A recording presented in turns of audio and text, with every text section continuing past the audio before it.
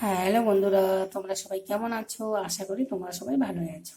আমি নিয়ে নিয়েছি সয়াবিন। সয়াবিনটাকে ভালো করে ভিজিয়ে নিয়েছি, চিপে নিয়েছি।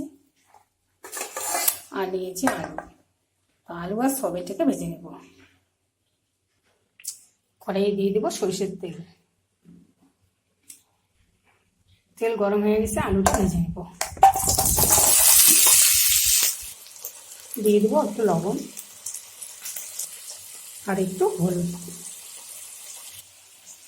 আমি সয়াবিনের তরকারি করার জন্য একটা মশলা করে নেব। পেঁয়াজ আর আদা বেটে নেব। আলুটা আমার লাল করে ভাজা হয়ে গেছে, এখন নামিয়ে নেব। এখন আমি সয়াবিনটা ভেজে নেব। দিয়ে দেবো একটু লবণ, একটু হলুদ দিয়ে দেবো, দিয়ে ভালো করে ভেজে নেব। সয়াবিনটা আবার ভাজা হয়ে গেছে, তুলে নেব। দিয়ে দেবো সরষের তেল। মশলাটা করে রেখেছি, দিয়ে দেবো। ভালো করে ভেজে নেব, মশলার কাঁচা গন্ধ যেন না থাকে।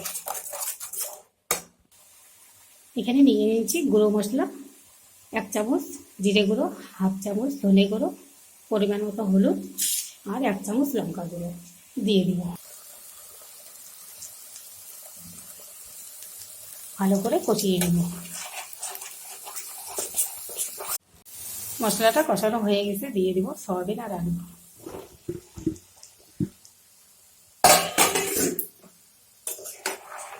ভালো করে মিলিয়ে নেব। দিয়ে দেবো পরিমাণ মতো লবণ। কষানো হয়ে গেছে, দিয়ে দেবো জল। জল দিয়েছি, দেখুন। এখন রান্না করে নেব কিছুক্ষণ। দেখুন সয়াবিনের তরকারিটা আমার আর অল্প একটু রান্না করে নেব। আলুটা এখনও সেদ্ধ হয়নি, আলুটি সেদ্ধ হলে নামিয়ে দেবো।